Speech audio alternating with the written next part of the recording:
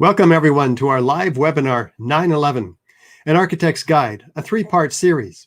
Today is Thursday, October 15th, 2020. I'm Richard Gage, member of the American Institute of Architects and founder of Architects and Engineers for 9/11 Truth. We're a 501c3 nonprofit organization representing a growing body of now more than 3,000 architects and engineers signed on to the petition demanding a new investigation into the destruction of all three World Trade Center skyscrapers on 9/11. Last week we presented, last time anyway, I think it was 2 weeks ago now, we presented part one, World Trade Center 7. This is part two, the Twin Towers explosive destruction, in which we'll be examining the explosive evidence and the structural dynamics of how the Twin Towers collapsed. But first, let me introduce you to our operations manager, Andy Steele. Hi, Andy. Hi, Richard. Hello, everybody. Thank you for tuning in today. I just want to let you know that I'm here to help with any technical glitches which will occur from time to time. Also, we're going to be taking your questions at the end of the course. The best way to submit them is to go to ae911truth.org, go under continuing education, and you'll find the live webinars. There's a box right there. You just type in your question and I'll get it. I'll also be looking at our Facebook page in the comments under this broadcast and on our YouTube broadcast of this as well for any good comments or questions related to the material that Richard will be presenting. So with all of that said, back to you, Richard. And thank you, Andy. And just so people know something about my background, I was responsible at a local firm here in the San Francisco Bay Area for these $3 and $10 million gymnasiums and the construction administration for this $125 million high school. More recently, before launching full-time into this important outreach effort, I had similar responsibilities working on this $420 million mixed-use project with 6 blocks of retail, mid-rise office space, and parking structure, altogether about 1,200 tons of fireproof steel framing. I now work full-time educating architects, engineers, and others to understand what really happened at the Twin Towers and Building 7 using the material in these courses. So let's jump right into it. The World Trade Center Twin Towers. Some thought it was, the crowning achievement of the international style. Others called it gigantic dumbness, Robert Stern, right? You extrude 2 squares until they become the tallest buildings in the world. Compare that to the beautiful unfolding massing of the Empire State Building, which was at the time of its completion, the tallest building in the world up until the time of up until the time of the completion of the Twin Towers. It was the tallest building in the world. So we have a shift in design and aesthetics and so forth.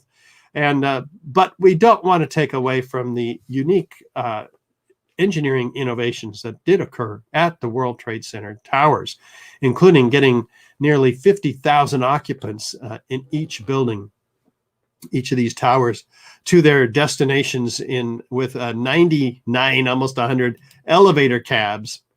More importantly, the structural innovations were outstanding. Up until this time, we had a forest of columns in these buildings, impeding quite substantially the ability of the tenants and the architects to lay out modern office buildings. But what they did in the towers is they pushed half the columns out to the outside in this exoskeleton with 3 vertical and 3 horizontal elements welded in the factory, and then brought out and erected and bolted in turn one to another. Inside there was a forest of columns, which is okay inside because that's where the elevators, the bathrooms, and so forth are, service rooms. These columns were substantial, 47 massive columns, 2 inches at the mid-height, as you saw, and then solid steel at the bottom. Between these 2 structures were the floors occupied by the tenants, with lightweight steel trusses spanning up to 60 feet, as you see here on one side, and then 30 feet, as you see on the left and right here. This is an acre of office space outside, well, minus the columns. And 11 million square feet altogether for all the towers. Each tower had 3.8 million square feet. An incredible achievement.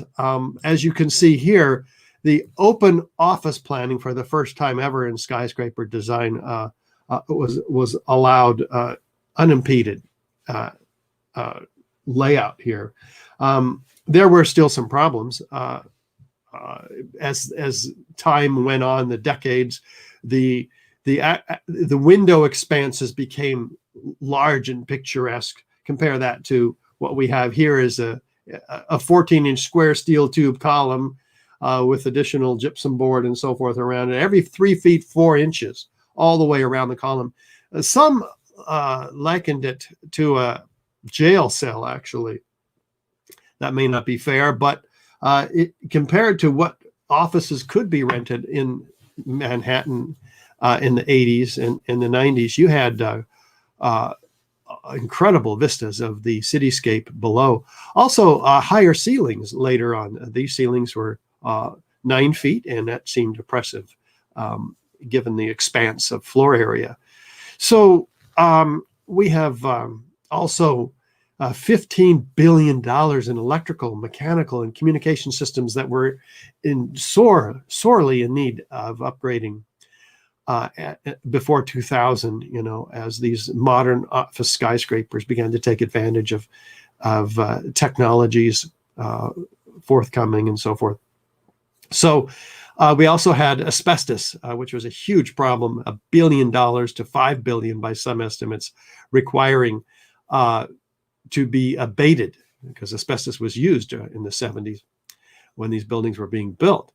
So it was quite a problem. The city of New York was forcing the New York Port Authority, who owned and developed these buildings, to abate the asbestos according to federal law. So that was a huge problem.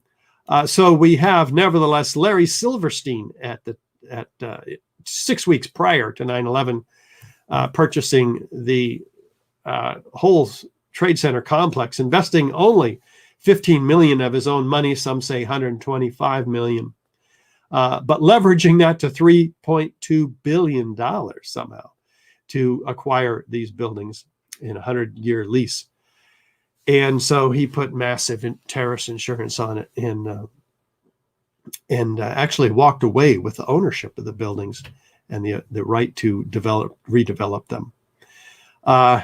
All the while knowing that he had an incredible bill for asbestos abatement and improvements. So these buildings, by some measures, were white elephants. They were not. They were only half, according to some researchers, half occupied. So it was a huge problem, and only by chance a great investment for Larry Silverstein and company. But let's go back and see what happened that day so we can refamiliarize ourselves with the issues. On September 11th, we learned that 4 passenger planes were hijacked and taken radically off course. Within an hour, 2 of the planes had flown into the enormous steel towers of the World Trade Center, creating fires and eventually toppling them.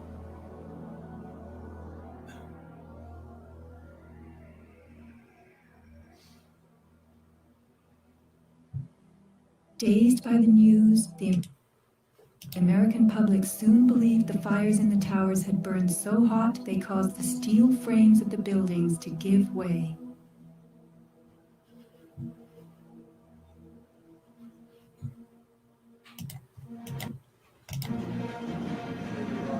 A myth developed, fed by official sources through the media to a bewildered audience.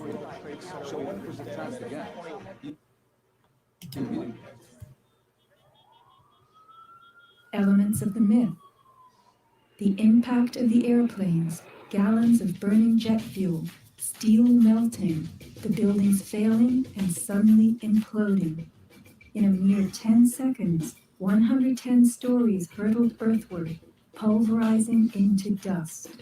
We ran both, but we didn't build it went into the Right from the start, on the street itself, the official story was born. Come out of nowhere and just scream right into the side of the Twin Tower, exploding through the other side.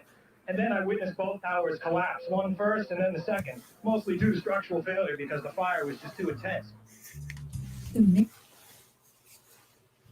myth bled into the FEMA report and was echoed by the experts. It was the combination of the impact load doing great damage to the building, followed by the fire, that caused collapse. Well, there, in a nutshell, we have the official story. Okay, and we're going to go into some detail today about that. But the North Tower was hit at 8:46 in the morning. It collapses over an hour later, an hour and a half. And the South Tower was hit by Flight 175 United, and it was hit at 9:03. It collapses an hour later. So some people associate the impact of the airplanes and that large explosion of jet fuel for as the cause of the collapse. But no, NIST even acknowledges that the jet fuel, most of it burned up, 90% of it burned up outside the building. The rest of it was gone in 10 minutes. It started the fire is all it did. And so these substantially a fire failure theory here, with a few broken columns, of course, by the plane impacts. And there were investigations into these collapses, and which we'll call destruction from now on, as you'll see, explosive destruction. The ASCE in 2001 had volunteers that worked themselves into the FEMA report, which finally had $600,000 worth of funding, which was a lot less than necessary. The investigators' efforts were hampered. According to the New York Times, they couldn't get access to the blueprints of the buildings, access to the site itself, adequate access to the steel. They couldn't get access to the public to appeal for photographs and so forth. They were just hamstrung. So in 2005, NIST comes along and takes over the investigation and finally gets $20 million worth of funding. And we're going to see what they accomplished here. But their primary theory was that the fires, which they claim were substantial at the time of the collapse, caused the steel trusses to sag. And when that happened, the columns pulled inward. So this is called the column failure theory that they eventually came up with, which replaced the pancaking theory that FEMA before them had come up with. The problem is that sagging columns can't cause the columns to fail on the order that we saw. So in the computer model that NIST, the National Institute of Standards and Technology, who was tasked by Congress to explain these collapses to the American people, in their computer model, they forced the columns to fail, every one of them, by applying an artificial 5,000-pound load on every column all the way around the building, forcing them to fail. So this is called fraud, and we are challenging that in several respects, as you'll see in this presentation. Not to mention that the fires themselves weren't even that hot at the time of the collapse. They were actually just virtually almost extinguished. And so we have thick black smoke at the time of the collapse, indicating that these are oxygen-starved and cooler fires, even in the point of impact of the airplane itself. So we use the scientific method at AE 911 Truth. We have a question. The question is, how did the towers collapse? Right? We do some background research, make some observations. How have other towers collapsed? We establish some hypotheses that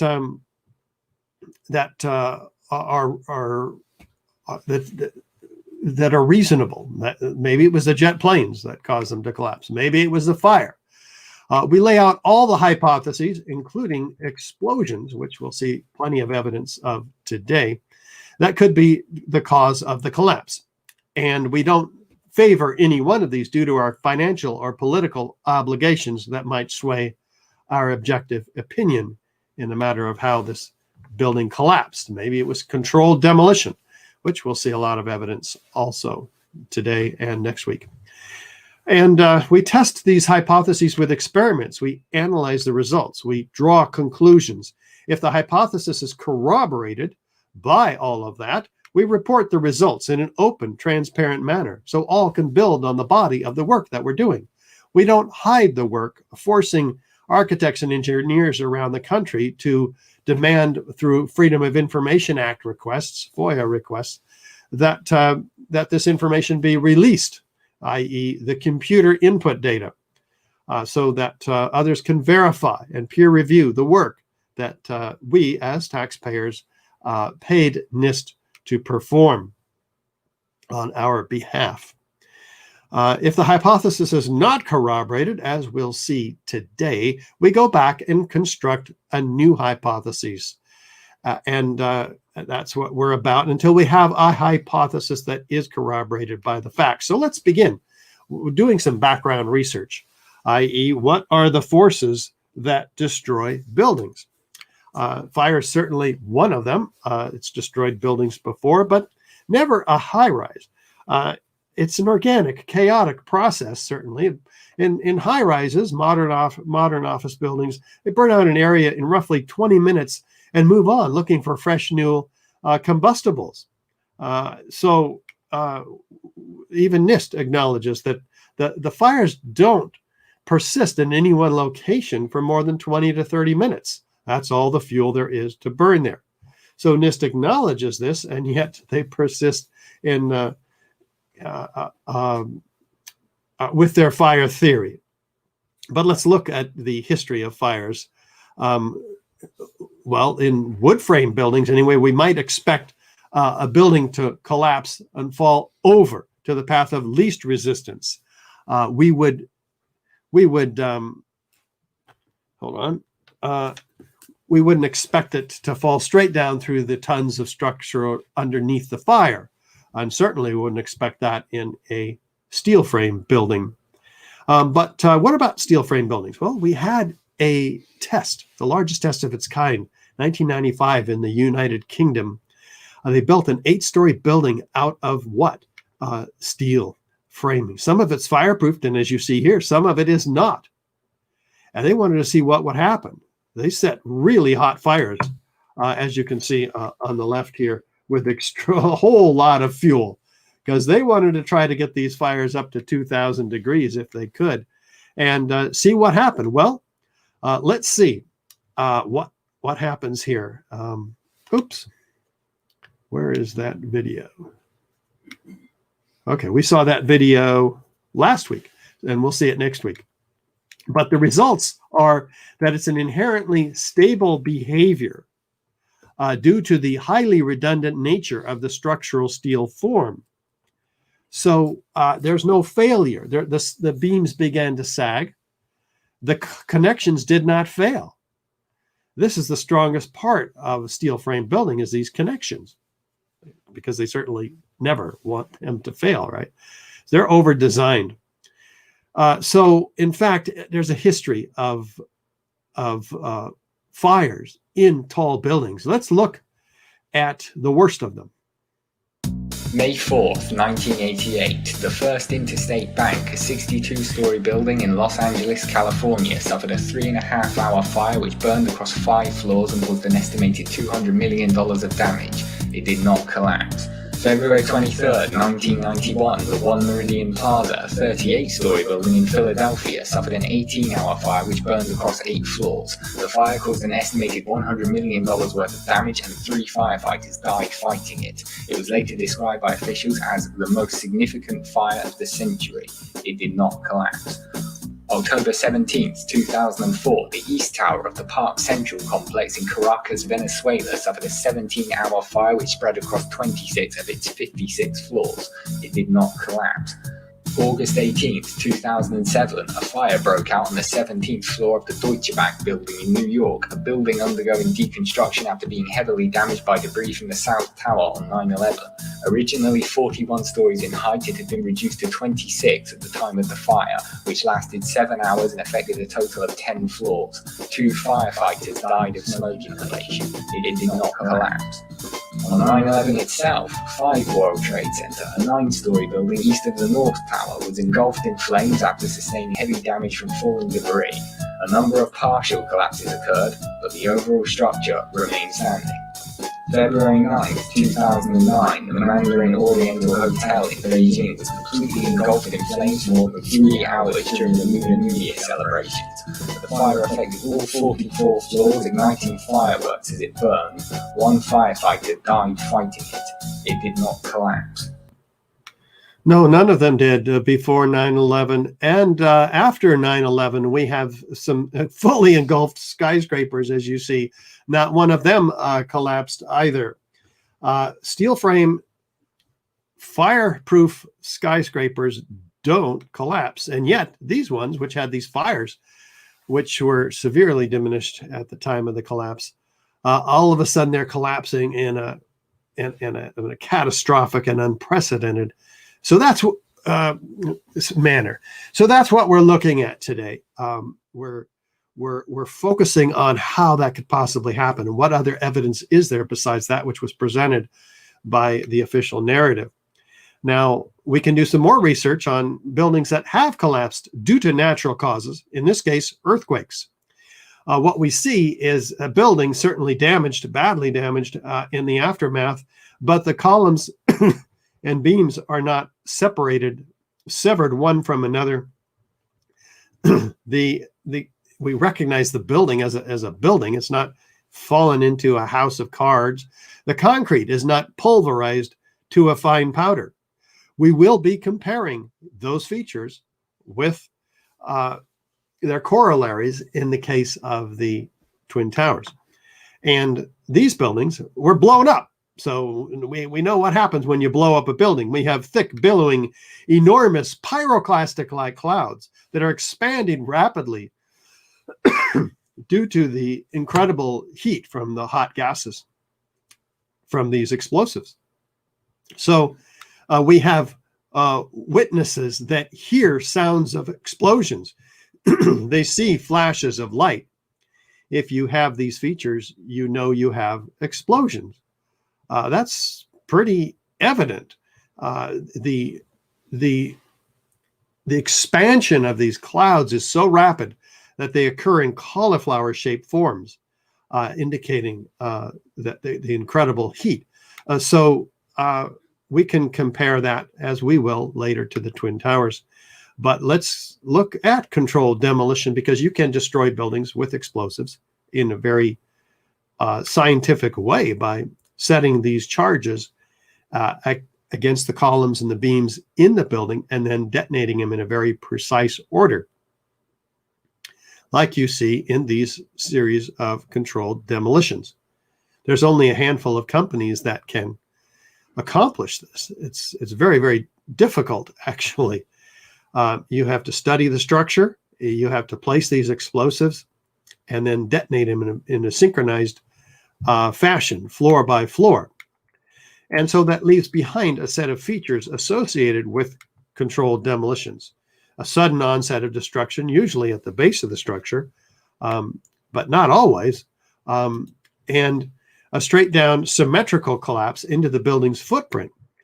How does that happen? You have to remove the column supports in order for that to happen, and that results all at once, basically, and that results in a near free fall acceleration straight down through the path of what should have been the greatest resistance, of thousands of tons of structural steel in the way, and then results in the total dismemberment of that steel frame or concrete frame, if they have one of those, with limited damage to adjacent structures, patterned explosions and flashes of light heard and seen by witnesses.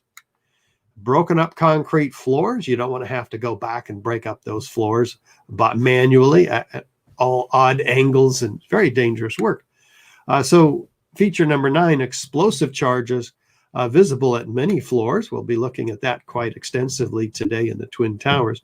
Feature 10, of course, chemical evidence left behind in the of explosive devices. If you have these features, you know you have direct evidence of explosive destruction.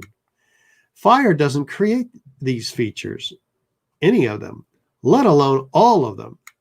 Fires cause structures to collapse asymmetrically with gradual deformation, following the path of least resistance. Why? Why all of a sudden do we have a fire bringing down the towers? Experts said no modern steel reinforced high-rise has ever collapsed due to an uncontrolled fire. Well, there's a reason for that. One is the steel conducts that heat away from the source, keeping it from reaching its 1200 degree Celsius Fahrenheit, 1200 degree Fahrenheit temperature, at which steel can lose half of its strength and begin to sag. We don't want that to happen. So we also put cementitious fireproofing on, 2 hours on the beams and 3 hours on the columns. That's 4 to 6 times as much fireproofing as we need, because remember, even NIST acknowledges that you can only have fires in one area for 20 to 30 minutes. So this gives everybody an opportunity to escape the building 4 to 6 times that opportunity that they would even need. Non-combustible buildings is what we require these buildings to be built out of, non-combustible material. And the content that can be brought in by tenants. We don't allow large fuel sources, fuel loads in these buildings. And just to keep that from all becoming a problem, we sprinkler the buildings. And in the case of the Twin Towers, the sprinklers were said to have been compromised by the plane impacts. And so they had a real, had some excuses there to work with in developing the official narrative. But we'll give them that and focus on the evidence that was not provided in the official narrative today. With additional circumstantial corroborative testimony and evidence like government documentation, that can be very valuable as to what was a controlled demolition or not. A foreknowledge of the destruction can be very helpful. Experts agreeing, hey, that's a controlled demolition. At least those experts without financial or political obligations that might sway their their objective opinion in what might be a controlled demolition or not. Along with video documentation, of course, all this can be very helpful to determine a proof or not of a controlled demolition. So let's apply that proof to the Twin Towers. Beginning with, is there a sudden onset of destruction at the location of the jet plane impacts, in this case, not down below? Let's see. Is there a sudden onset? Well, you take a look. It's the building is standing still. All of a sudden, it's moving without a jolt, a hesitation, or impact from structures colliding. Just a smooth, sudden descent at the South Tower. Let's look at the North Tower. Oops.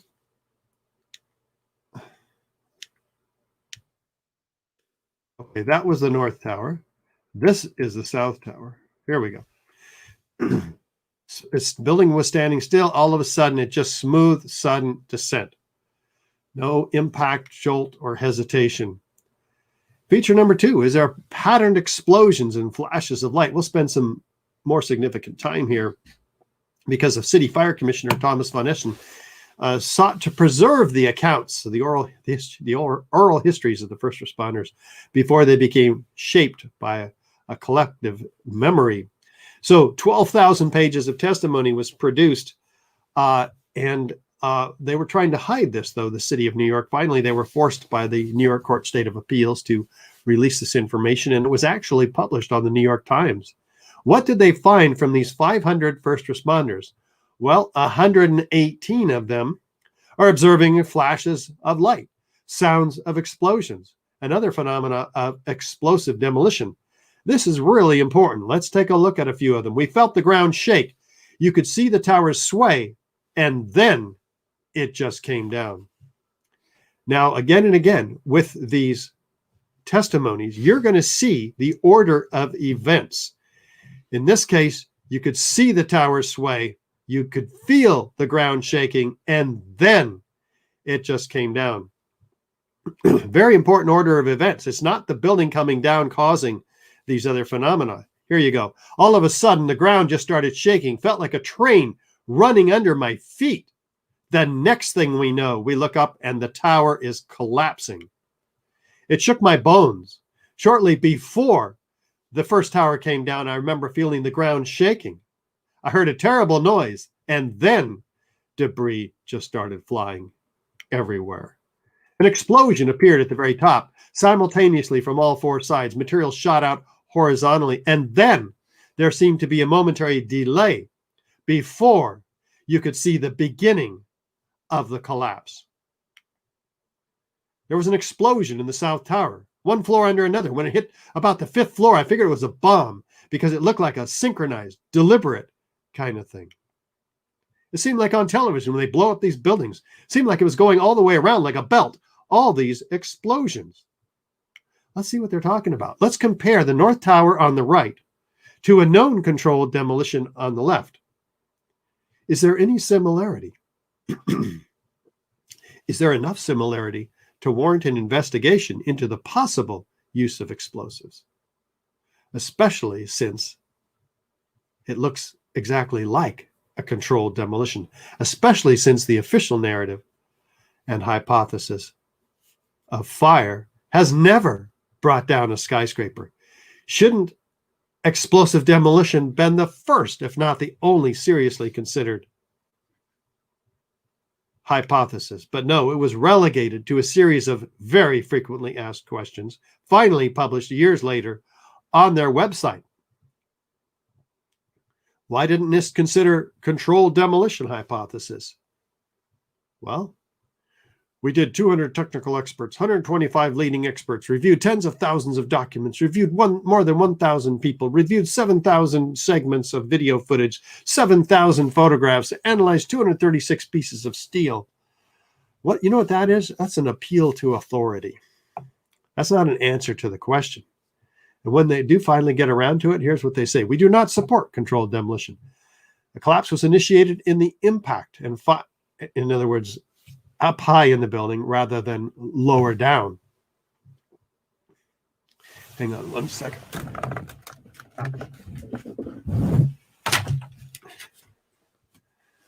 Okay. Video evidence showed unambiguously that the collapse progressed from the top to the bottom. And there's no evidence of any blast or explosions in the region below the impact. In other words, controlled demolitions always start at the bottom. We'll take a look at that later. This found no corroborating evidence for alternative hypotheses suggesting that the towers were brought down by controlled demolition. Well, did they look for it? Hang on to your hats for that one. Daniel Rivera, firefighter. You ever see professional demolition when they set charges on certain floors and then you hear a pop, pop, pop? When I heard that friggin' noise, that's when I saw the building coming down. Somewhere around the middle of the World Trade Center, there was this orange and red flash coming out. Initially, just one flash. Then this flash just kept popping all the way around the building, and the building had started to explode. Saw a number of brief light sources being emitted from inside the building between floors 10 and 15. He saw about 6 of these brief flashes accompanied by a crackling sound before the tower collapsed. I saw low-level flashes. I saw flash, flash, flash. And then it looked like the building came down. The building was blowing out on all 4 sides. We actually heard the pops. You know, you heard the pops of the building. With each popping sound, initially an orange, and then a red flash came out of the building. And then it would just go all the way around the building on both sides. Let's look at the South Tower and compare it to a known controlled demolition on the left. South Tower on the right. Is there any similarity? Is there enough similarity to warrant an investigation into the possible use of explosives? Especially since it looks exactly like one. I thought the terrorists planted explosives somewhere in the building. That's how loud it was. A crackling explosive. Another loud boom at the upper floors, and then a series of smaller explosions, which appeared to go completely around the building at the upper floors. And another loud, earth-shattering blast with large fireballs, which blew out more debris. The lower level of the building, like when they demolish a building, that's what I thought I saw. Did you see any flashes? I said, yes. Well, I thought it was just me. He said, no, I saw them too. Everybody at that point still thought these things were blown up, so I was fully expecting anything else to blow up. You were there when the planes hit? I said, no, I was there when the building exploded. You mean when it fell down? No, when it exploded. How about these credible witnesses? As we were getting our gear on and making our way to the stairway, there was a heavy-duty explosion. The whole building just collapsed on us inside the lobby. Was that a secondary explosion? Yes, it was. That was the planet, probably. Yeah, definitely secondary explosion. I heard a second explosion and another rumble. An hour later than that, we had that big explosion from much, much lower. It just went boom, it was like a bomb went off. And another explosion came right on me, just everyone flying. There were numerous secondary explosions taking place in that building. There were continuous explosions. No, the first explosion, and there was a second explosion in the same building. There were two explosions. Okay. Federal agencies that were down there do believe that there was some sort of explosive device somewhere else besides the planes hitting. There was another explosion that took place in one of the towers here. So obviously, according to his theory, he thinks that there were actually devices that were planted in the building. There was a secondary explosion, probably a device either planted before or on the aircraft that did not explode until an hour later. Then there was those secondary explosions and then the subsequent collapses.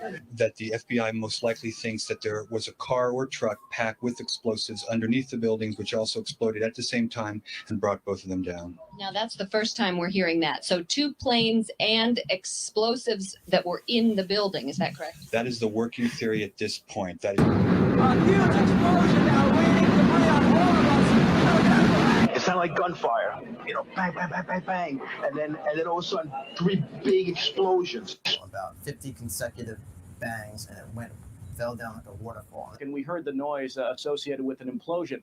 We heard a very loud blast, an explosion. We looked up, and the building literally began to collapse before us. We heard a loud explosion, and at that point, building 2 was collapsing. At that point, we heard a large boom. I looked up and just saw the building coming at us. Do you know if it was an explosion or if it was a building collapse? To me, it sounded like an explosion. There was another major explosion. The building itself, literally the top of it came down. All of a sudden you hear an explosion and you can see the building starting to collapse. Huge explosion that we all heard and felt. We understand now there has been a secondary explosion on Tower 2. According to the Associated Press, another building that has either been attacked or exploded. The tower, rather than has collapsed, that we are told collapsed because of a third explosion. And about an hour later after that, there was a huge explosion at the base of the South Tower. That's the One World Trade Center, and part of the building collapsed. We could hear a rumble, which was about 5 seconds long, preceding the actual collapse, and then a boom when each of those towers collapsed. Just seconds ago, there was a huge explosion, and it appears right now the Second World Trade Tower has just collapsed. I was about 5 blocks away when I heard explosions. And then you heard from far away, boom, boom. And you heard the boom, boom, boom, boom, boom, boom. 4 by 4 started popping out. It was if they had detonated. Yeah, There were plans to take down a building. Boom, boom, boom, boom, boom. From the corner, boom, boom, boom, boom, boom, boom, boom, boom, boom. Just like 20 straight hits. And as the bombs were going, people just started running. And I sat there and watched a few of them explode. And it just started going pop. It just started going boom, boom, boom, boom, boom. And he goes, how fast? I go, like firecrackers. like firecrackers. How many of these witnesses do you imagine their testimony were included in the final report or any report from FEMA and NIST? Zero, not one. So we have to ask ourselves a pretty important question. Why not? If they examined thousands of photographs and videos and hundreds of witnesses, why did they so conveniently omit these ones? NIST says, well, it couldn't have been a controlled demolition because it didn't start at the bottom. We saw that earlier. They said it again in August of 2005. Well, let's listen to top controlled demolition expert, Mark Loiseau, who says it doesn't have to start at the bottom. You can go almost anywhere in the structure, and given the right circumstances, you can release all of that stored energy, converting it into what is called kinetic energy. That's energy in motion, and that's what brings the building down. Yeah, that one started at the top. So that's not a requirement, starting at the bottom. It's more helpful.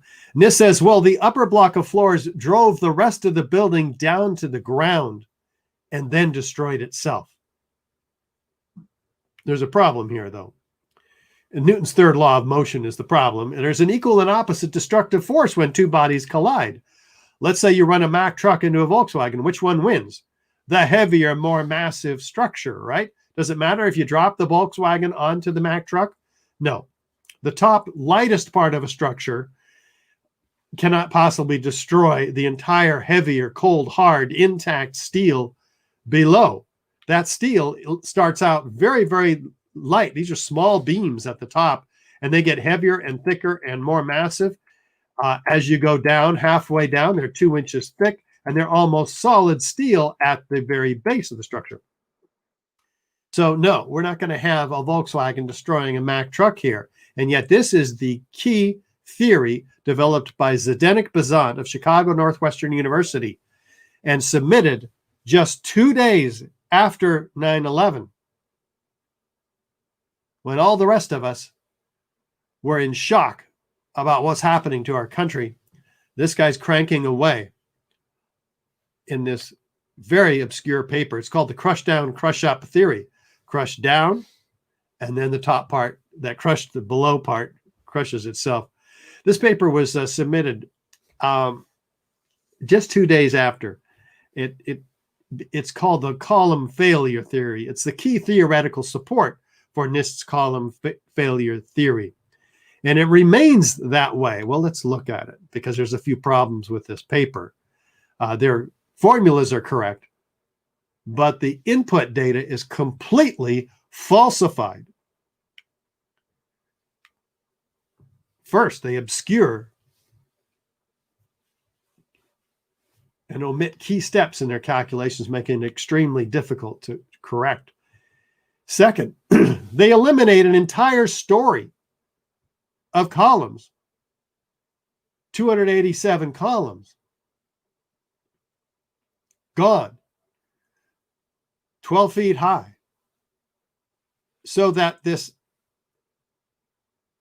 block on top can develop a 12 feet of unimpeded resistance to dynamically impact the structure below. That's complete fraud. They doubled the mass up above. They decreased the column strength below by more than 3 times. And they completely ignore the velocity loss that would have been due to the law of conservation of momentum, one floor hitting another and so forth. So what they've done here is rigged the entire calculation 12 to 1, at least 12 to 1. It's more like 24 to 1 in favor of a collapse. So the actual collapse with the measured data is in the circles and lines here. NIST is very close to that. I mean, Bazant here, but in reality, the downward momentum would have been arrested after just 2 seconds in any kind of a natural collapse.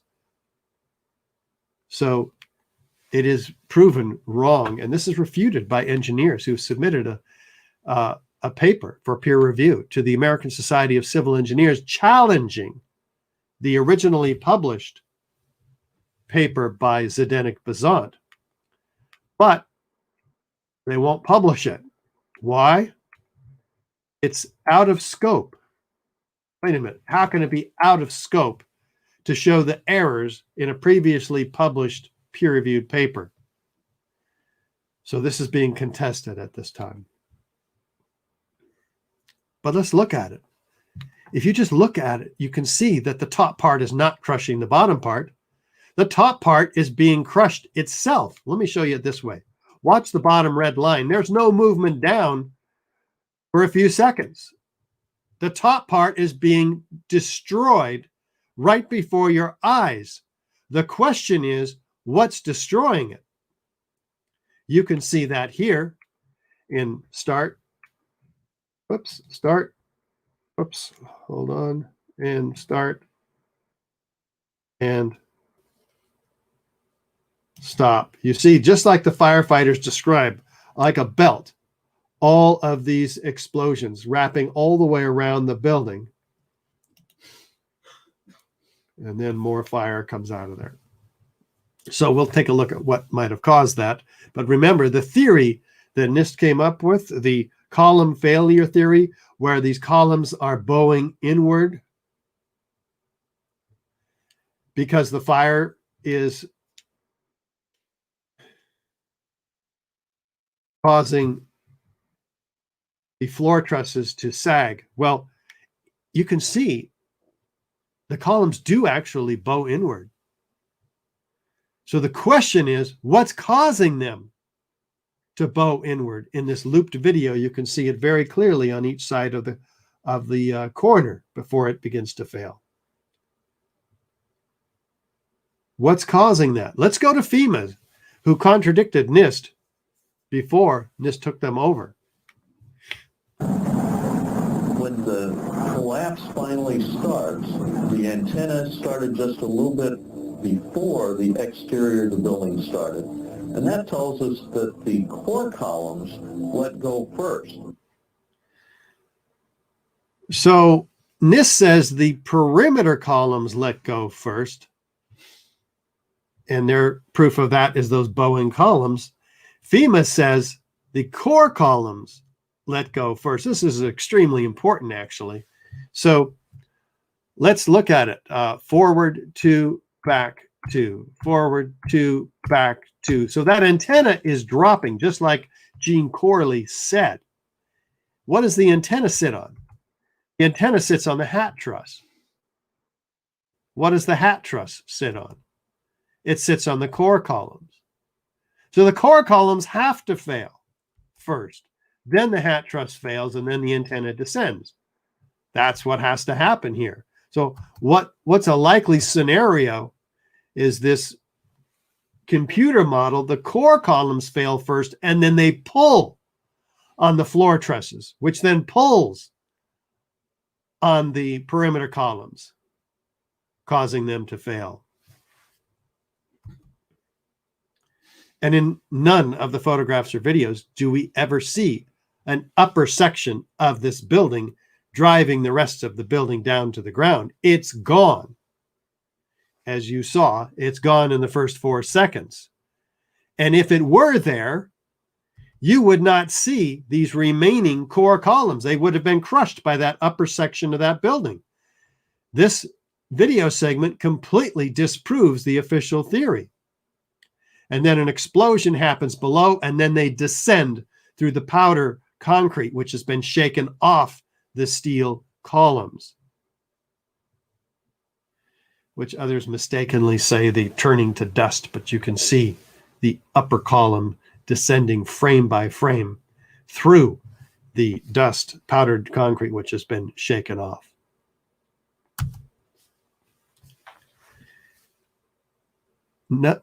Does it even look like an explosion? No, it looks more like in the volcanic eruption in the Tongan Sea with outward arching streamers, freely flying solid objects trailed by thick white smoke clouds, which we will get to next week in part 3 of this series. What are these thick white smoke clouds trailing these ejected structural steel beams? Steel beams are not flammable in these conditions. It doesn't even look like a gravitational collapse. 36 reporters brought us the Twin Towers explosive demolition on 9/11. This is in addition to the expert witnesses that we already saw. We heard a very loud blast, an explosion. When the 2 explosions and the collapses, the World Trade Center happened. He said that there was another explosion which took place. This was all reported on day 1, but it got cleaned up very well after a couple of days. And explosions were not a part of the official theory. We conclude, says the authors of this report, Ted Walter and Graham McQueen, that the hypothesis of explosions bringing down the Twin Towers was not only prevalent among reporters, but was in fact the dominant hypothesis. It's completely changed after day 1. Oh, do we have a straight down symmetrical progression? Not in the building's footprints in this case, but outside the footprints of the buildings. Take a look. The South Tower. Now, the destruction starts out at an angle. In fact, let's look at that angle. 22 degrees. So we have asymmetrical damage from the planes up above. We have asymmetrical damage from the fires up above. We have asymmetrical damage from this 22-degree part of the building that's falling off. How then do we get complete symmetrical destruction all the way down the building on all 4 sides, as the videos show? It's a complete non sequitur. It makes no sense. And let's zoom in and see what's really going on here. What are we looking at? Look carefully. Hundreds, or right here, dozens of individual explosions leading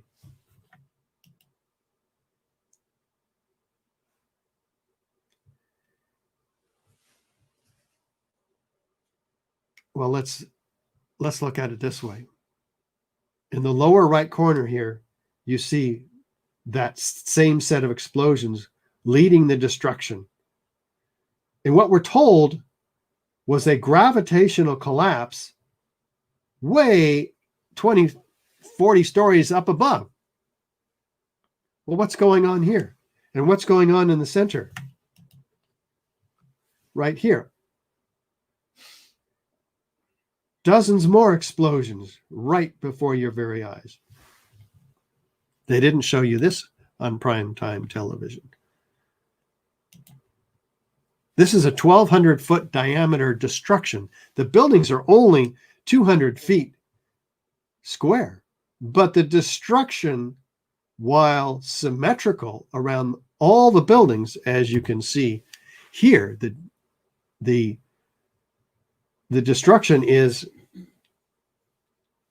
up to 1,400 feet in diameter. In fact, destroying the Winter Gardens completely 600 feet away. These steel sections peppered it. The steel frame is broken up. The structure is almost completely dismembered. It's cut up, ready for loading and shipment, in fact. Compare that to the nice, neat implosion in the aftermath of the implosion of Building 7. compare the destruction hurling structural steel sections outside the footprint of the Twin Towers. 20 times the area of the footprint of the Twin Towers. How about these ejections of building materials at the lower floors, called squibs in the explosive industry, explosive demolition industry? We're talking explosions that occur 20 stories, 40 stories, even 60 stories down below. What we're told is a gravitational collapse way up above. What can be responsible for these? Are they detonations that didn't go off at a certain time? Maybe not the right time. NIST says, well, these are puffs of air being produced by the block up above. Well, we saw that block was destroyed, so there's nothing creating a piston effect pushing this air down, but let's say that there was anyway. And this air's got to come out somewhere, right? Well, NIST says this is puffs of air from that. But these are solid objects, first of all. And if there was going to be air being pushed down in a massive way like that, down the elevator corridors, it'd blow out all these windows at once, or none of them, but not these highly focalized, pinpoint accurate, violent ejections that are obviously have solids in them. You can see them. Take a look at the South Tower on the left side, again and again and again. In this looped video, you see dozens of explosive ejections destroying the inside of this building, even as it's coming down, indicating that these are not wired, but wireless devices that are fully capable of going off even after the building begins to fold in half here. Let's try to understand this phenomena by going to physics teacher David Chandler. Here I'm measuring the ejection velocity of a squib on the east face of the South Tower. At this angle, there is foreshortening, but the calibration distance is foreshortened by the same proportion. Plotting horizontal position versus time, the slope indicates the ejection velocity, which is 67 meters per second, or 150 miles per hour.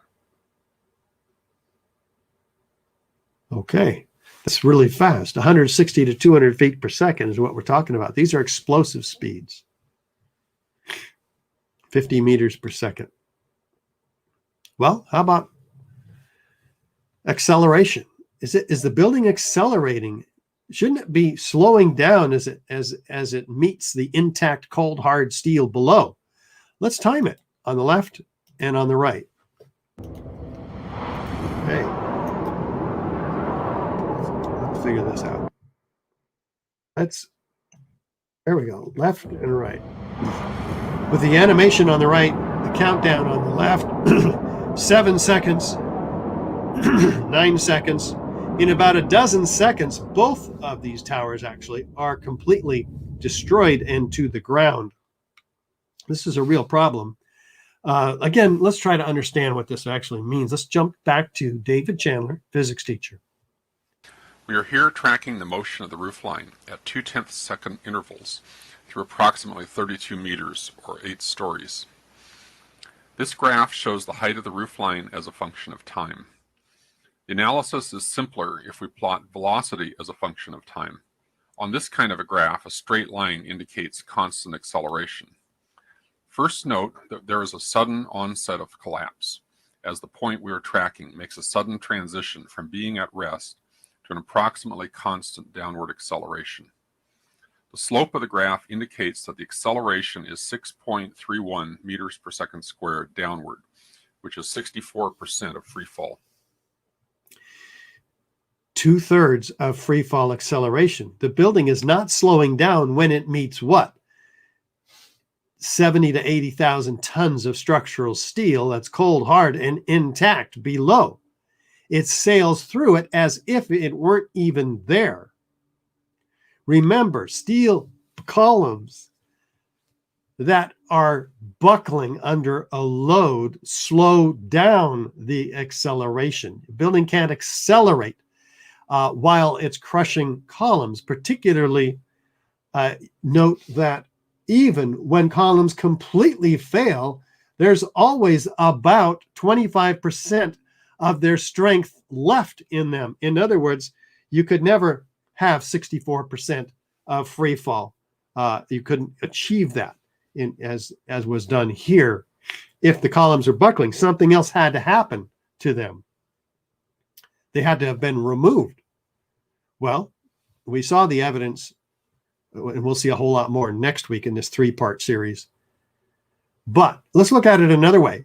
On the right, on the left, we hold a 15-story section of this 100,000 tons of steel building with a giant crane over, say, 80,000 tons of steel that's designed 3 to 5 times stronger than it needed to be to hold this, to keep this from ever collapsing.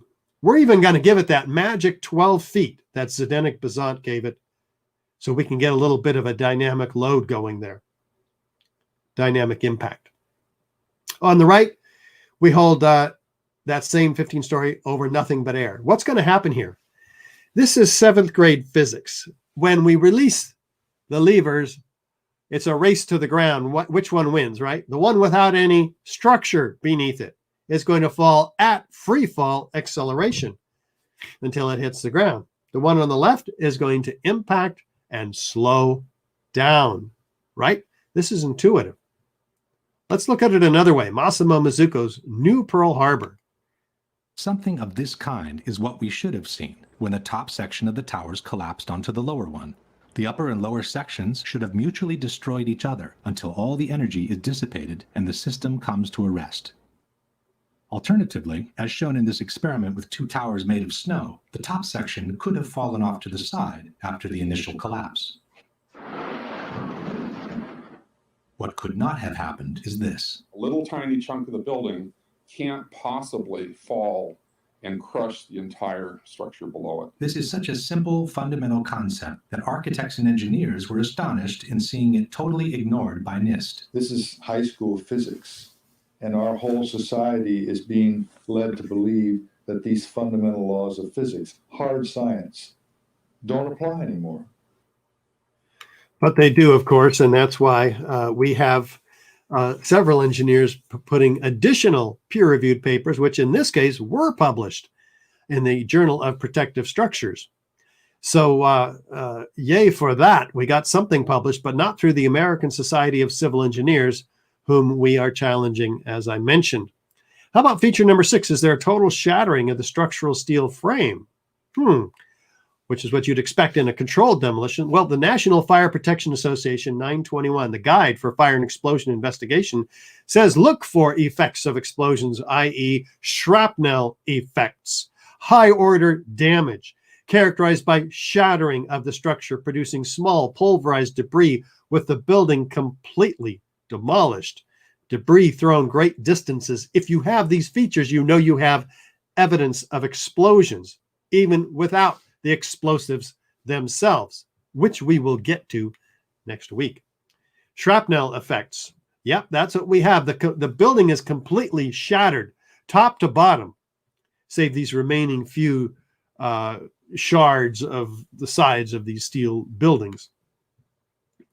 Completely broken up, ready for loading and shipment, the classic feature of controlled demolition.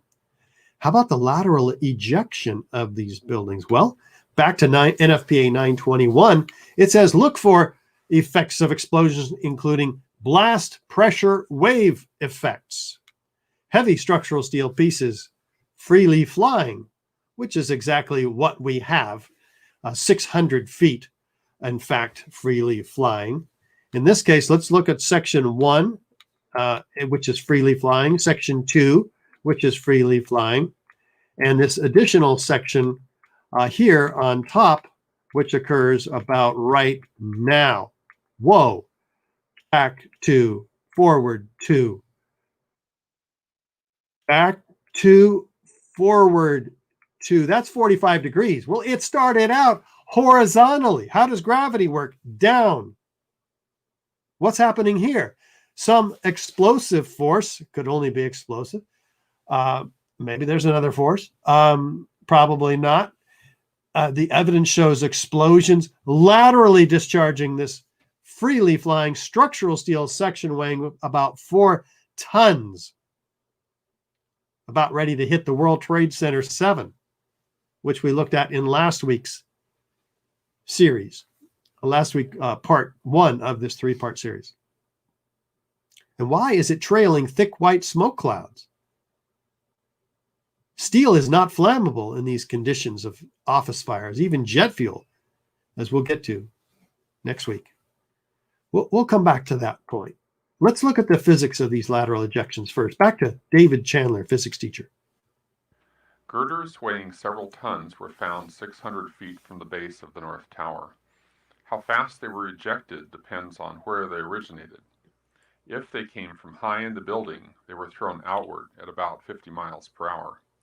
If they came from lower down, the speed had to be even greater. Gravity alone cannot account for such high lateral ejection speeds. I'm here measuring the horizontal speed of what appears to be one or more wall units, which are being thrown northward from the North Tower. Because it was recorded by a handheld camera, I had to first stabilize the image. Then I did the measurements from the stabilized version of the video. Final result, 35 meters per second, which is 78 miles per hour. 78 miles per hour that piece was shot out of there. That's enough energy to eject a 200-pound cannonball 3 miles. And there's thousands of them peppered, 1,400 feet in diameter. By the way, if 100,000 tons of steel framing is distributed outside the tower's footprint, then what's crushing the building? Think about it. It's not available to crush the building if it's outside the footprint of the building. 98% of it. Maybe it's the concrete floors that's crushing the building. Okay. Let's look at that, because we're missing floors, concrete floors, 110 of them, each an acre in size. Massive weight, you say. Yes, clearly massive. They should be stacked up somewhere down here. Is that what we see in the aftermath? No. Neither of the towers shows a stack of pancakes like you'd expect to see and like you see in a real gravitational collapse in Mexico. Well, where are the concrete floors? Oh, here they are. They're being pulverized in midair. Before they ever hit the ground. 90,000 tons of concrete pulverized in midair to 100 micron particles, completely covering lower Manhattan in a 3-inch square blanket from river to river. That's where the concrete is. Up to 30% of this powder is concrete. Let's go to Governor Pataki. And you see, and there's no concrete. There's very little concrete. All you see is aluminum and steel.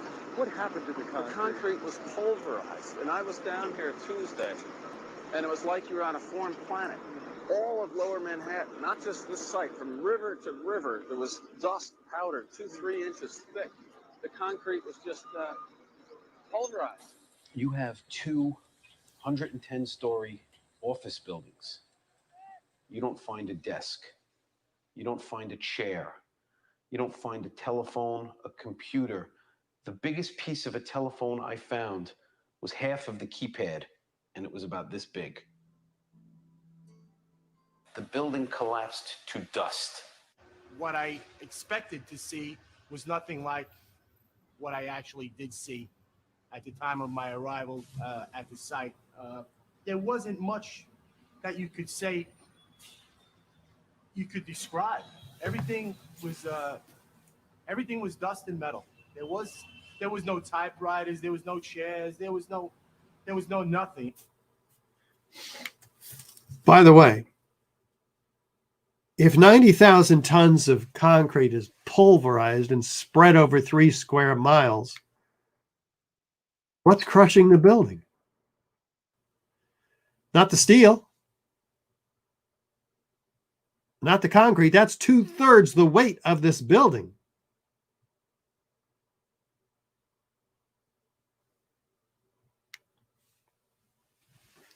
The only file cabinet they found was this one, and it was in the basement. There must have been 10,000 file cabinets. What about the people? In April 2006, New Yorkers were distressed to learn that bone fragments, human remains from 9/11, had been found on the roof of the nearby Deutsche Bank building. And how, in God's name, did those fragments get there? And bone fragments less than a centimeter long. How could they be so small? Wait a minute. We have 700 bone fragments, a half an inch long, found on the top of this building on the left. Well, they didn't come from the people in this airplane, which hit World Trade Center 2 South Tower, because its ejections were sent out this way. They didn't come from the people in this airplane, which hit the North Tower, because its ejections were blocked from even reaching the Deutsche Bank building by World Trade Center 2. And some of them were from firefighters, which of course weren't in the buildings before the plane hit the tower. The red indicators indicate remnants of firefighters. And nor was it the people in the plane. There were 2,753 victims altogether, but only 300 whole bodies were ever found. 21,900 pieces of bodies found altogether. 6,000 of them small enough to fit into a test tube. 200 pieces matched to one single person. And yet, more than 1,000 remain completely unaccounted for. What happened to those people? They were vaporized. The bodies that they could find were distributed over 800 feet, 4 times the distance from 4 times the width of the tower.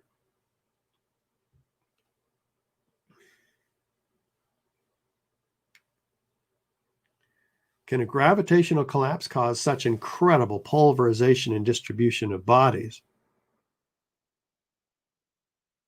What we've seen today is direct evidence of destruction with explosives. Fire doesn't create these features. Fires cause less robust structures to collapse, but they do so asymmetrically with gradual deformation, following the path of least resistance. And not these fires, certainly. With testimony of the first responders, which we looked at, with 118 witnesses of explosions, which has now been increased due to the great research of Professor Graham McQueen in 2015, called Eyewitness Evidence of Explosions in the Twin Towers. 156 witnesses. Well, here's one more. It is the Lamont Doherty Earth Observatory 20 miles north of Manhattan, which recorded signals occurring near the time of the first impact. So NIST attributes that seismic event to the impact. Okay, fair enough, but we're going to look at it in some detail. The second impact at the South Tower also had a seismic signal. And so NIST attributes that 0.9 magnitude event to the plane impact. We're going to look at that right now, in fact. So the seismic event occurs at 8:46 and 26 seconds.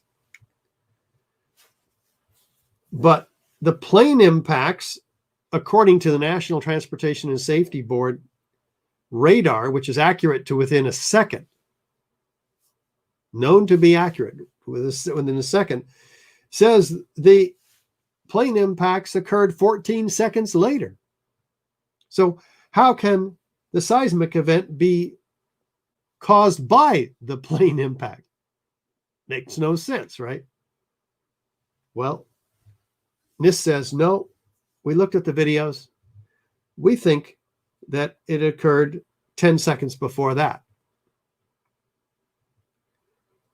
Completely ignoring the accuracy of the NTSB radar.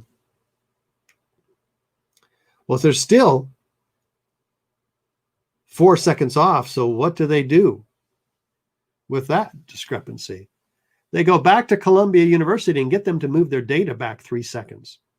A report was published, but we cannot see it. We paid for it, but we cannot see it.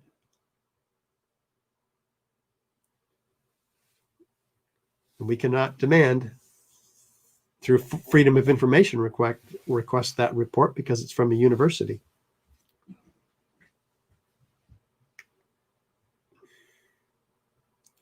So let's look at the second plane impact. Well, the event itself occurs at 9:02 and 54 seconds. But the NTSB radar, which is accurate to within a second, says that that plane didn't hit for 17 seconds later. So how can it cause the seismic event? NIST says, no, we looked at the radar, we looked at the videos, and we think it happened 12 seconds earlier. What? Okay. Ignoring the NTSB radar accuracy, they're still 5 seconds off. What do? Again, they go back to Columbia University and get them to move their data back 3 seconds.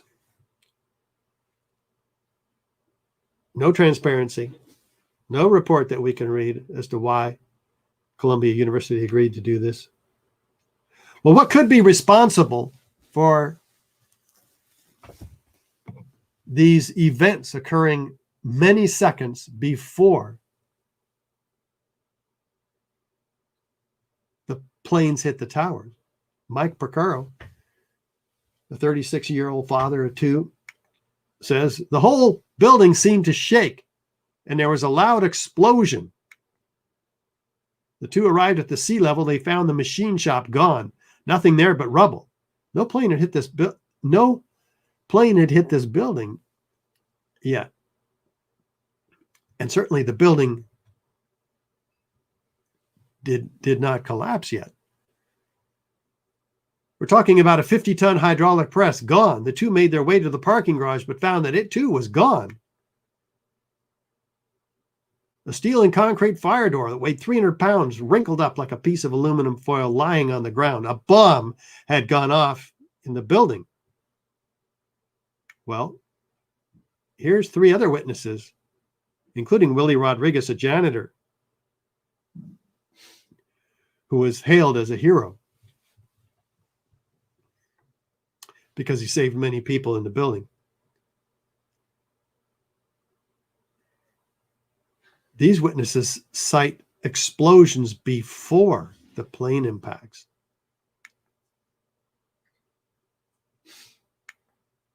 I was a janitor. Like I said, on that day, there was an explosion on the basement, and this is prior to the building got hit by the plane, and then the plane hit. I think a bomb went off in the lobby first, then a plane hit the building. The bomb hit the lobby first, and a couple of seconds in the first plane hit.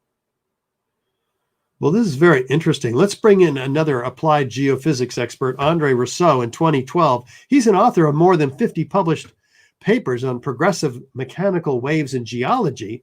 What does he say? Well, he says the frequency of the Rayleigh waves attributed by LDEO to the impacts were only on the order of 1 hertz. 1 cycle per second. What does that mean? He says aircraft crash impacts have much higher frequencies, above 10 hertz, and often up to around 100 hertz.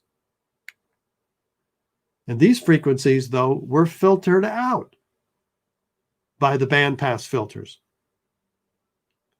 So we shouldn't even, LDEO shouldn't even have picked up an airplane crash.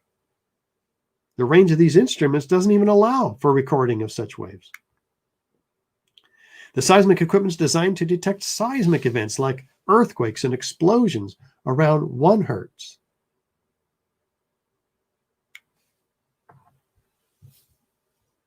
The seismic signals were not from the plane impacts. The actual waves generated by the crash had to have even been deadened before hitting the ground, much less 20 miles north to a seismic center. Okay, so let's look at the collapses, because there were events, seismic events, also associated near the time of these collapses, which NIST says is due to the collapse. And that's true for the South Tower with a 2.1 magnitude event and the North Tower 2.3 magnitude event. Let's look at the North Tower first. The event occurs at 10:28 and 31 seconds. The tower starts descending 9 seconds before that. And the first debris doesn't even hit the ground until a second after that. And the heaviest debris starts hitting the ground about 10:28 and 36 seconds, 4 seconds after that. So how can the heaviest debris cause the seismic signal? Well, NIST has an answer for that. Wait a second. NIST, here we go. So what is NIST to do with this 4-second discrepancy? Well, they go back to LDEO and they get them once again to move their data back 3 seconds. We don't get to know why, of course, but then they're only a second off, which I guess is better. But they're completely ignoring these very well-established primary and secondary waves, primary and shear waves, which was ignored by NIST. You see, there's a random pattern in the very beginning here, but this is very unrandom, but it's completely ignored by LDEO and NIST, indicating something happened before this. Well, what happened to create those? Well, let's look and see if there's evidence of explosions 6 and 10 seconds before those primary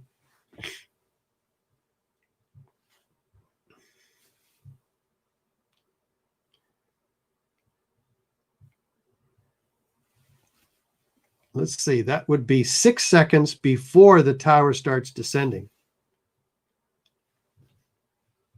And maybe 10 seconds too. Let's look at the North Tower here, and you see shaking right there. This is on a tripod mounted on the ground. So the firefighters are corroborated here with the ground shaking. Let's go back. Okay, we're still here, and now the ground shakes. This is publicly available video. And then the building comes down. So that's 6 seconds before the collapse, corroborating those first responders that we saw. How about in the North Tower? We're again in the North Tower, and again on a tripod. There's the shake, and then in this case, 10 seconds later, the building begins its sudden, uniform, fairly symmetrical descent. Now, so let's look at the South Tower, though. The start of the seismic event occurs at 9:59 and 04 seconds. But the start of the collapse itself, while it occurs 5 seconds before that, the first debris doesn't even hit the ground until 7 seconds after the seismic wave. So what is NIST to do with this discrepancy? Well, again, they go to LDEO, Lamont Doherty Earth Observatory, and get them to move their data back 3 seconds. So they're only 2 seconds off now. Well, what could have caused the collapse? Well, we have a tripod-mounted camera, New York 1, at 9:58 and 56 seconds. This is 3 seconds earlier than the start of the collapse. This one's more subtle. TV station New York 1. Go, and you can, there's the shake right there. It's more subtle than the earlier ones. And then the building begins to collapse, and that's 3 seconds in that case. The official narrative says that these seismic signals near the time of the collapse were due to debris hitting the ground, but we have a huge problem.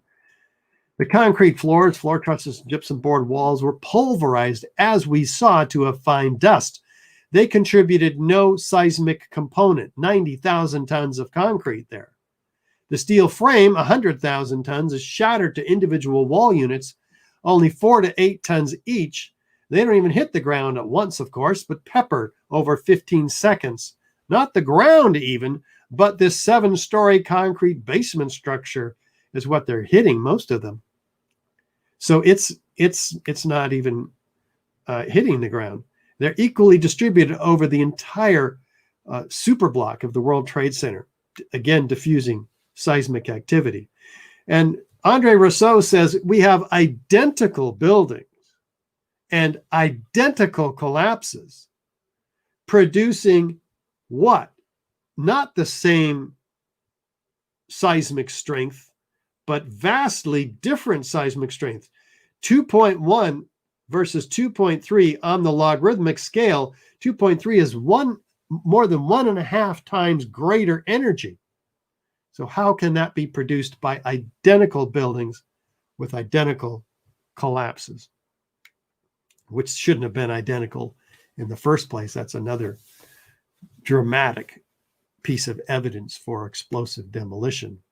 Identical buildings and identical collapses can't possibly produce seismic events of extreme different energy releases on an order of magnitude. Well, all this is summarized very nicely in the consensus 9/11, the best 9/11 evidence. Point TT7, why did the Twin Towers collapse? The seismic evidence produced by Elizabeth Woodworth and David Ray Griffin. So I encourage you to look at that at consensus911.org, because it goes through all the major evidence at the World Trade Center. By the way, some say, well, the Twin Towers should have produced much greater magnitude earthquake, like the Seattle Kingdom, which was only 4 or 5 stories, produced a 2.3 magnitude. Well, this is comparing apples to oranges. Here's a 25,000-ton concrete roof, which impacts the ground virtually at once.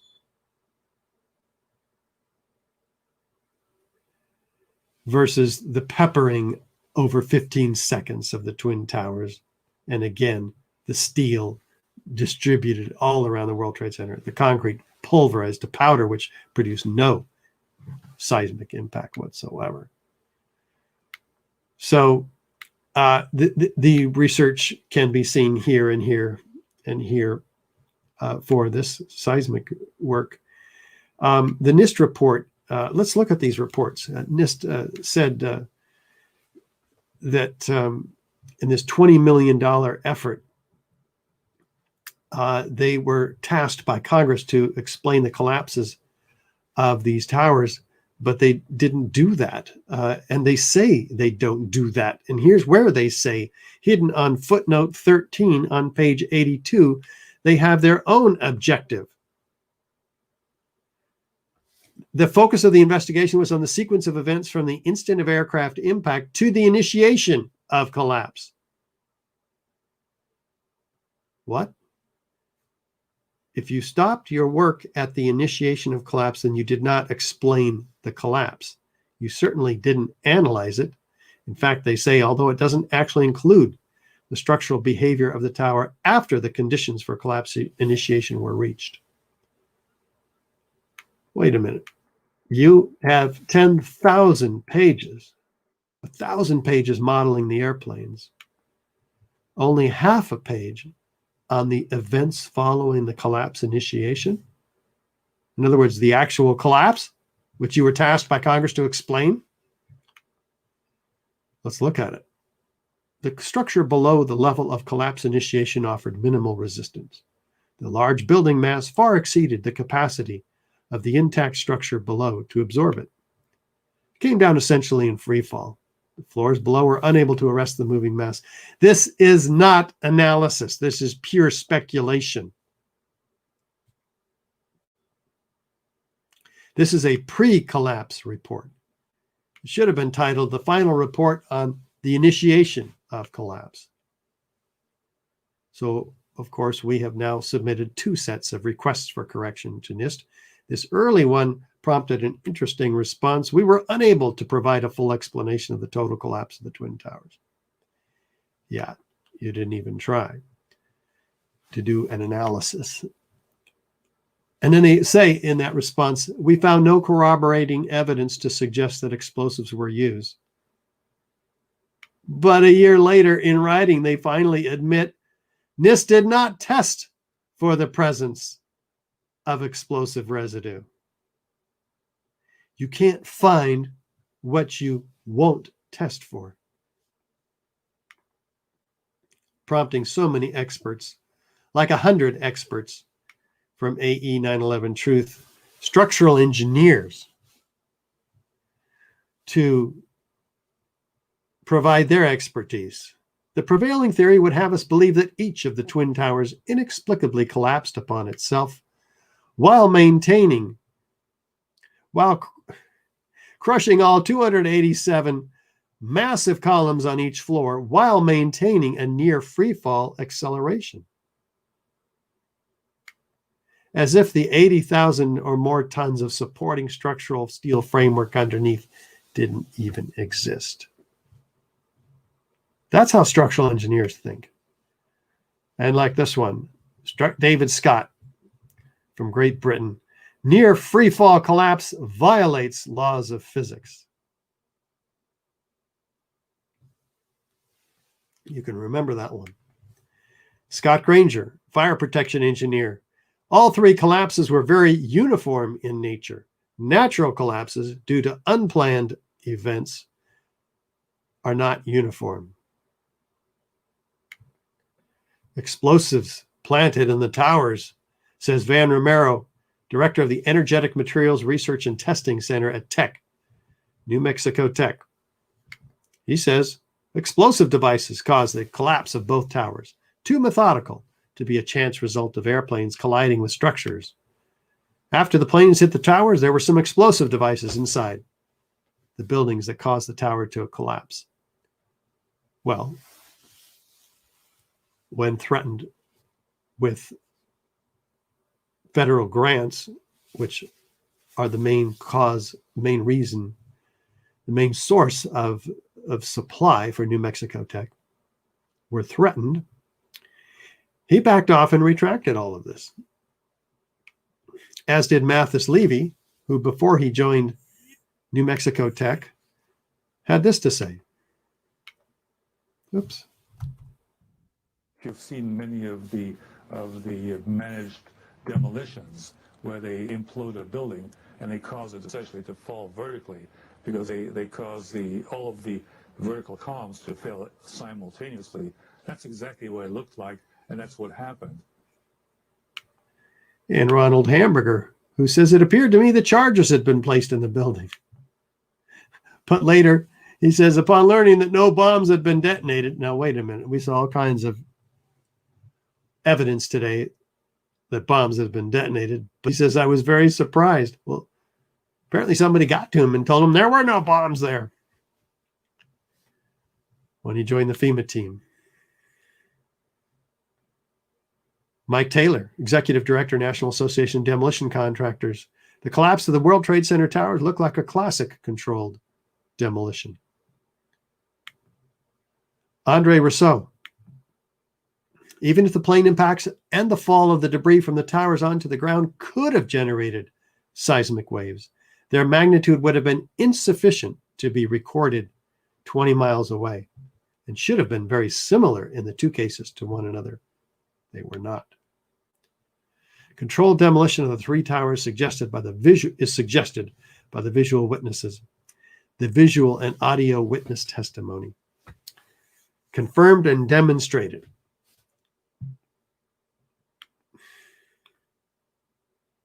How about the evidence itself? Surely in the most puzzling structural failures in history and catastrophic and monumental, they would have preserved the evidence for an incredible process of scientific evaluation. But here's what Abulhassan Astani Azal, structural engineer, has to say about the destruction of evidence following the event. After 9/11, we realized that Port Authority of New York and New Jersey has sent all the steel that we need to study. That's why I'm here to study steel. Has sent all the steel to recycling plant to go to China for recycling. For what? For 15 cents a pound. Just nothing. And all the evidence of steel went to melting pot. After 9/11, a law was passed requiring that such materials be saved for study. Too little, too late, though. All the evidence of the steel went to the melting pot to China for recycling, prompting Bill Manning, editor-in-chief of Fire Engineering magazine, to cry out crucial evidence that could answer many questions is on the slow boat to China, showing an astounding ignorance of government officials to the value of a thorough scientific investigation. The destruction and removal of evidence must stop immediately, but it didn't. And easily the largest and most perplexing structural failures in history, up to 400 truckloads a day were hauled away, starting just 2 weeks after 9/11. The illegal destruction of evidence in a crime scene is what we have here, which is what's prompted so many, through the use of the scientific method, which NIST has obviously failed at, to conclude that the hypothesis is controlled demolition. What do you think, though? Because today we believe we've shown 8 key characteristic and some very uncharacteristic features of controlled demolition. Direct evidence of destruction with explosives. Fire doesn't create these features, any of them, let alone all of them. With additional circumstantial corroborative testimony, we are looking at proof of controlled demolition. But what do you think? Let Andy know. In fact, Andy, how do people find that question form? Yep. Oh, you're breaking up, Andy. Absolutely. I know what I think on my end today. So if you're having any trouble, but Andy, we've got an internet problem is what we have here. So very curious. Usually I hear you loud and clear. Is there anything else you want to try? At the moment, no. Unfortunately, my computer died yesterday. No, it's working now, though. All right. Yeah, so go ahead. I'm trying to run this off my laptop, folks. All right. So please submit any questions that you might have in the same input form we talked about earlier. That's at ae911truth.org, continuing education tab. You'll see it right under the live webinars, and we will do our best to answer them. In the meantime, we're going to tell you about some of the ways that you can get involved if, now that you're informed, you agree that this evidence is compelling and warrants a new investigation. Excellent. And we heard all of that. And so thanks so much. Now, while you're there on our website at ae911truth.org, subscribe to our newsletter, our bulletins. We send them out once a week or maybe twice a month, and let you know the latest evidence that we have coming in, and the latest efforts we have toward getting a successful reinvestigation of the destruction. And there's a lot going on that we're going to be sharing with you, but you need the details. So go to the website and also get informed. Look at the evidence section of our website. There's a lot there, a lot of videos, a lot of photographs, a lot of reports. Sign the petition too. Even if you're not one of the architects and engineers, and if you are, please sign that petition now. But we have 20,000 others also supporting those more than 3,000 architects and engineers. So do provide that support. And while you're there, donate also. We're a nonprofit organization, and we're a 501c3, so your donation is tax deductible. Please get involved and do that. We go all around the country. We have all kinds of projects reaching architects, engineers, media professionals, government officials. We never stop. Academics, we do presentations all around the country to structural engineers and civil engineers, architects. But so it takes a membership, really, giving monthly sustaining support to AE 911 Truth. If you believe in us, join the family of architects and engineers and support us from whatever professionality you might have. And if you can't do that, please volunteer. There's lots of ways. Andy, what are some of the ways people can help? Absolutely. It's a great time right now. A lot of people are getting their eyes opened by so many things right now. It's a great time to start talking to them about that thing that happened 19 years ago, which we have kept on talking about all this time. And you can get involved in small ways and big ways. If you got a skill set that is something that we could use, certainly you can bring that to the table. Or if you have no idea what to do, we'll give you something to do. There's research that can be done. There's data that can be looked up. There's phone calls that can be made. All sorts of different tasks that need to get done to get this message out to as many people as possible. But the first step is to go to ae911truth.org. There's a volunteer form on there. It's very short and simple. And we don't need all your information. We just need to know how to contact you and get you on the phone and have a conversation. And then how you'll fit in will depend on how you think you're going to fit in. And we'll get you to work. And that's the main thing, is just do the work and get this information out to people. So please consider helping out with that. Right on. And there's things you can do on your own. Let's say you don't like to work with others. You can send the ae911truth.org link to every architect and engineer you can find, everybody else that you know, your elected representatives, television, radio, newspaper. Send the materials on our website to them, and screen the DVDs. One of these webinars is a great way to go. I'll show you another landmark documentary in a second. Share the brochures one-on-one. Share the 135-page report from the University of Alaska, which forensic structural engineer Leroy Halsey has completely ripped apart the NIST report and found that it could not have come down by fire whatsoever. That building could only have come down. By the way, we looked at that building last 2 weeks ago in part 1 of this series, and be sure to look at the archive copy of this.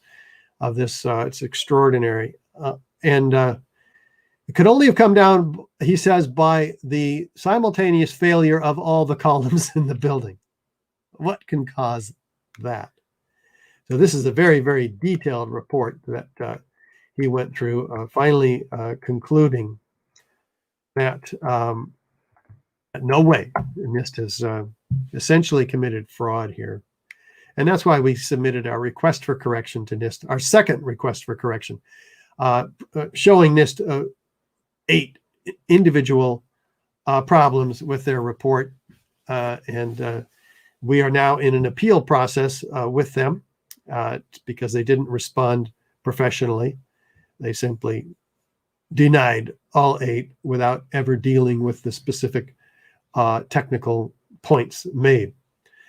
And this is also why we have the Bobby McIlvaine Act ready for Congress. Andy, what are we going to do with this act? All right, and let me know, Richard, if you have any trouble hearing me. But ladies and gentlemen, this is the Bobby. Can you hear me okay? Yeah, you sound great. All right.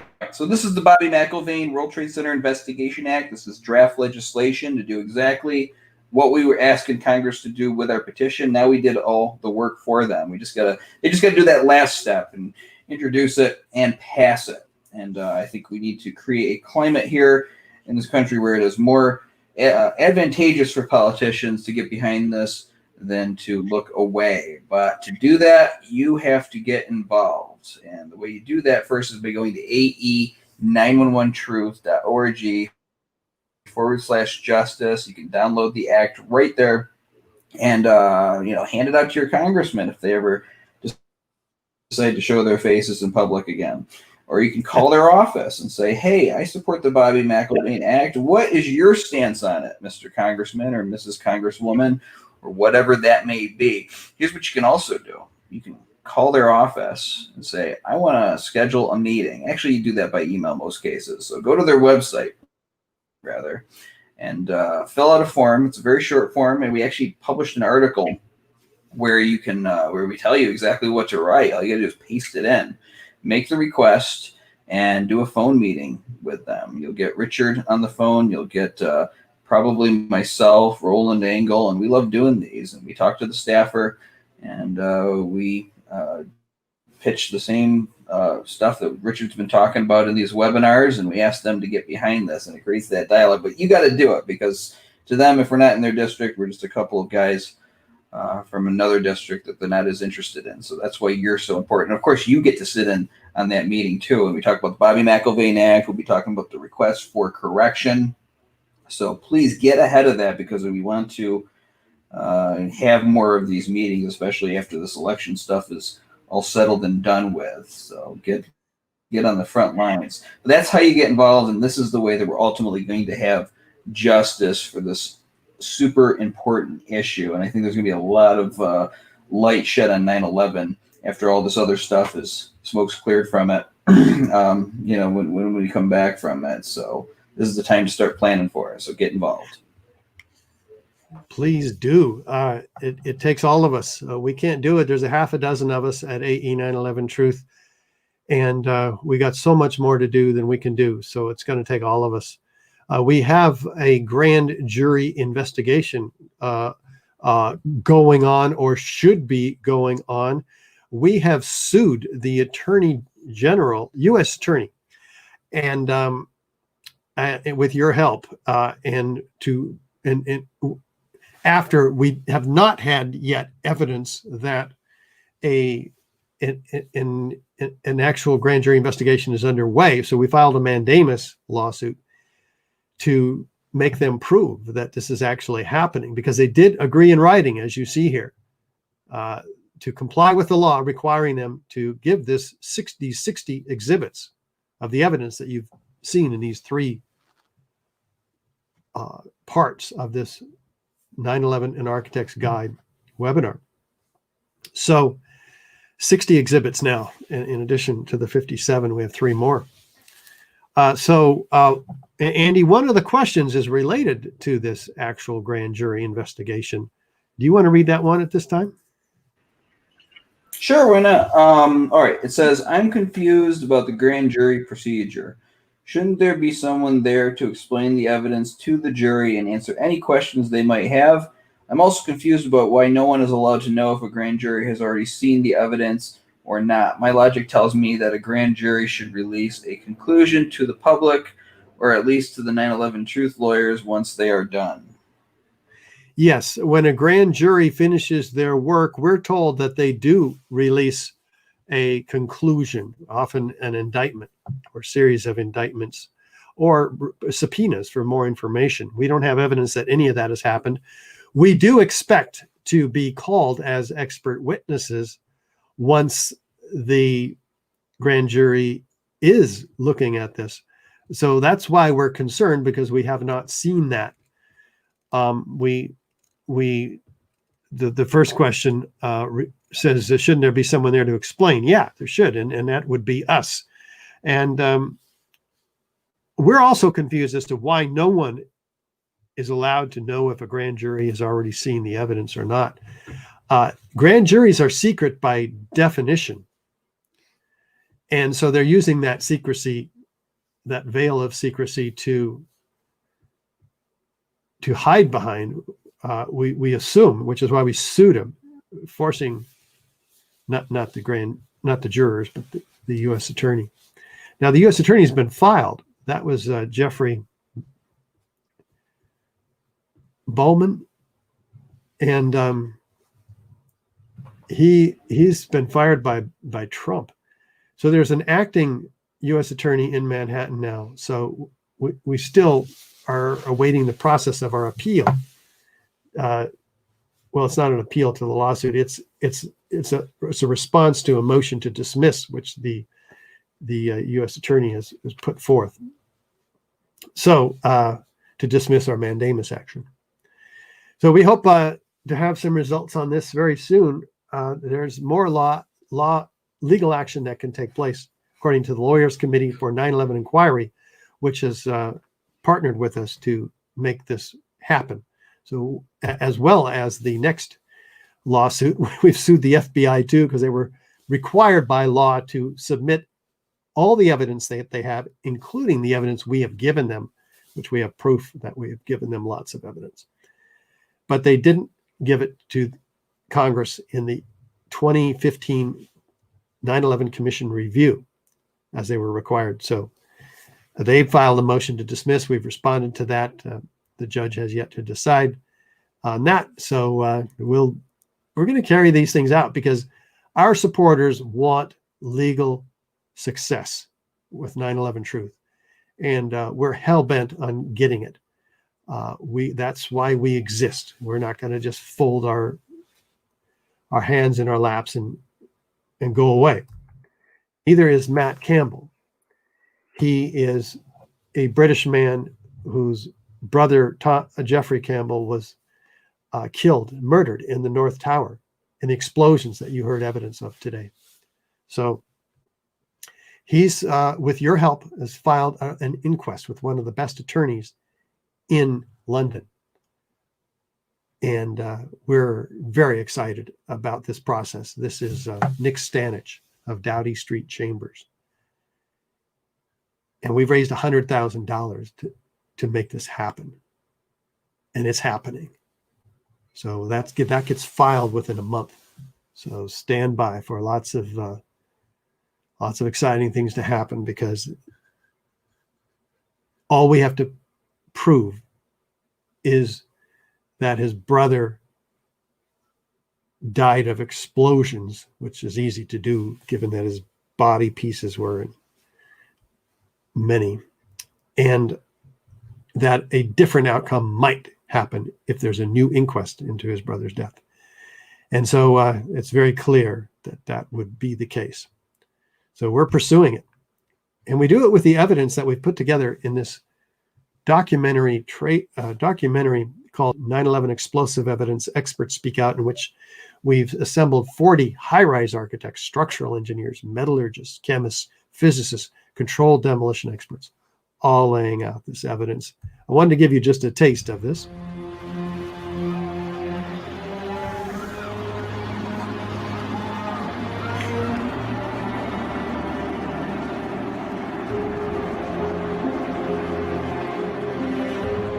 I don't want to be involved in conspiracy theories. There are lots of them. They can go on. We can speculate on that forever.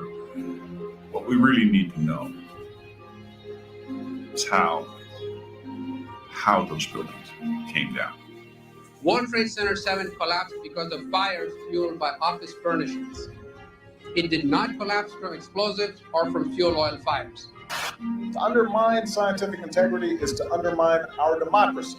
This is what NIST has done, denied and ignored crucial evidence. The American people absolutely need the truth of 9/11. More than 1,500 architects and engineers and 12,000 others, including many scientists, have signed the petition calling for a scientific investigation of the destruction of the Twin Towers and World Trade Center Building 7.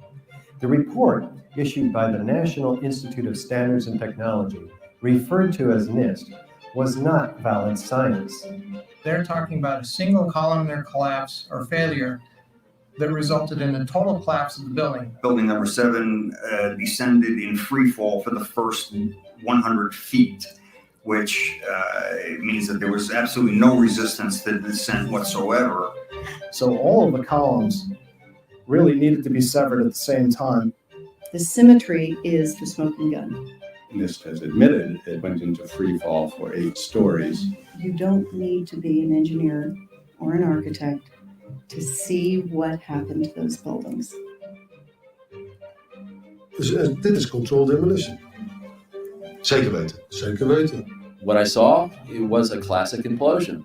The center of the core, the penthouse area, starts to move first, and then the building follows along with it. NIST excluded the documents from FEMA in Appendix C that documented the evidence of melting steel. In an office fire, you cannot generate enough heat to melt steel. There were these iron microspheres present in all of the dust samples. They needed to have been formed in extremely high temperatures. All the characteristics of the microspheres, along with what I see in the attack of the beams that were actually found, tell me that thermite was involved. In the dust, what we have found is a modern version of thermite, which we call nanothermite. NIST concedes that they found no evidence for explosives. So then we asked them, well, did you look? And they said, no, we did not look for explosives or residues of explosives. And in fact, the evidence is overwhelming that these red-grade crystals are very high-temperature incendiaries. And we have watched as scientific integrity has been undermined and scientific research politicized in an effort to advance predetermined ideological agendas. If this is a crime, I think everybody agrees it's a crime. Evidence was removed from the scene of the crime. You can't do science when you are deprived of the evidence and when your hypothesis is the least valid instead of the most likely. When the most likely hypothesis in the case of Building 7 wasn't even mentioned. This is not science.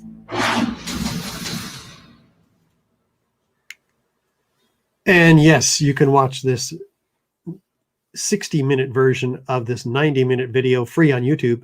The 90-minute video, which I highly recommend you can purchase in our store because it includes the Meet the Experts bonus DVD in which these 40 experts go into extended interviews. So a lot more evidence. Also published in our free 50-page booklet. You can download it for free at beyondmisinformation.org. An extraordinary look at the fraud of NIST and the evidence in a coffee table book form, which you can get the nice version of this at our store at ae911truth.org, and our classic lecture 9/11 Blueprint for Truth, and also free on YouTube, as is this one 15-minute documentary on Building 7, narrated by Ed Asner. So all of that's available to you, but we have some more questions too, don't we, Andy? Yeah, we had 2 questions today. We addressed one already, so we got one more, and it says, when the planes hit the towers, there was a huge net force created because the planes were decelerated within a few seconds. What kind of net force collapsed the towers if there wasn't any deceleration going down? Yeah, so 2 completely different issues, of course. One, the planes hit the towers and transferred that kinetic energy into the towers, breaking steel columns, buckling beams, and so forth. And some of that plane went out the other side as well. So we're being aware of that. The point in the question is that's a lot of energy that went into the building. In the case of the building coming down, that's a lot of energy going down, and that that energy is met by intact cold hard steel below, which is providing an equal and opposite reaction up, if you will. And so in a natural collapse, we would expect probably a reaction between these parts of the building that are the large part that's going down and the cold hard intact steel that's meeting it with an equal and opposite force. There'd be damage at that point. We'd expect, given the incredibly strong lower parts of this building, it's a virtual pyramid. It gets stronger and stronger as it goes down, the column's strength and size and shapes. So we might expect that the building at some point would stop and fall off. So that was demonstrated in the webinar today. But what happens instead is it continues smoothly and doesn't even decelerate, doesn't slow down. It accelerates. It gets faster and faster, which makes no sense unless you remove the columns ahead of or in line with that descending building. So, and that's what we showed evidence for today: explosions, massive explosions. We'll show evidence of the incendiaries next week in part 3 of this series. And so that's the only possible way that these buildings could accelerate, both of them, the towers and Building 7, could accelerate as they're going down, meeting the thousands of tons of structural steel. That structural steel had to have been removed. Andy, do you have any other thoughts about this question?